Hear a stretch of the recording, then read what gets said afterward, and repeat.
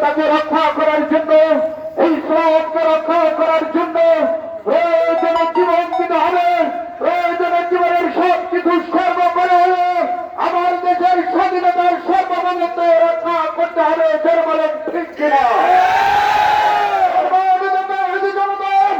আমার আপনার এই লাল সবুজের পতাকা দেশ আজকে ষড়যন্ত্রের কালো ভেঙে ভেঙে ছেড়ে গিয়েছে। রাজনৈতিক আন্তর্জাতিক যে কোনো অঙ্গনের দিকেই তাকালেই দেখা যায় ষড়যন্ত্রের কালো আগ্রাসন আমাদের দেশে খুবলে খাওয়ার ষড়যন্ত্র চালাচ্ছে। আন্তর্জাতিক পর্যায় থেকে নিয়ে ভারতের দাদাবাবুদের মদতপৃষ্ট ইসকন এই মুসলমানের দেশে মুসলমানের সংস্কৃতিকে নিবৃত করার হিরো ষড়যন্ত্র চালাচ্ছে।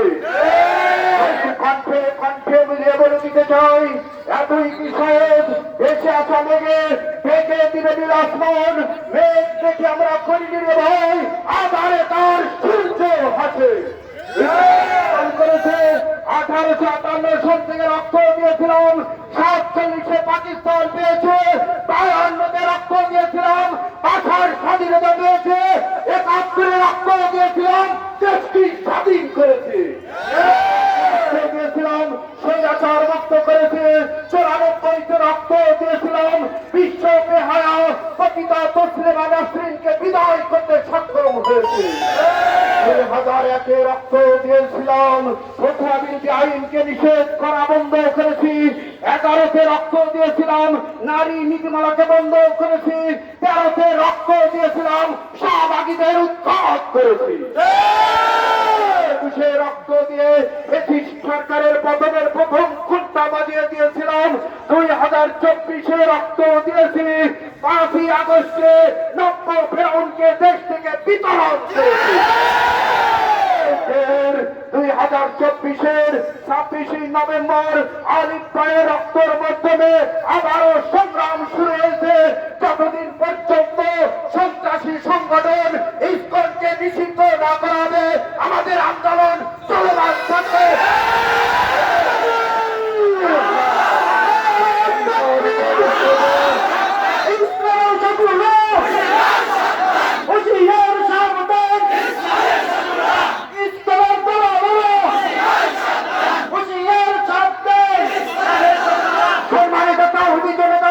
আমি শুধু 3টি কথা বলতে চাই, হিন্দু ভাইদেরকে পরিষ্কার হতে হবে, আপনারা কি সন্ত্রাসী সংগঠন ইসকনের মদত পুষ্ট বা ছত্রছায়ায় থাকতে চান, না বাংলা মাতার আদর্শ নাগরিক হিসাবে থাকতে চান, স্পষ্ট করতে হবে।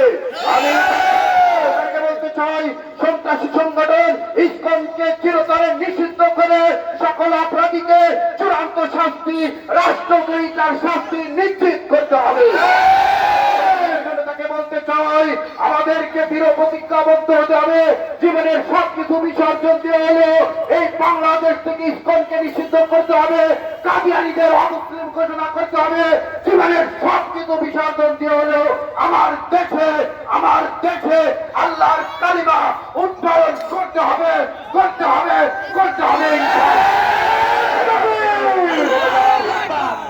এই পর্যায়ে অনুষ্ঠানের শুধু নয়, মহাগ্রন্থ আল কোরআন থেকে তেলাওয়াত নিয়ে আসিতেছেন হাফেজ মোহাম্মদ রহমতুল্লাহ। আমি রহমতুল্লাহ সাহেবকে মহাগ্রন্থ আল কোরআন থেকে তেলাওয়াতের অনুরোধ জানাচ্ছি।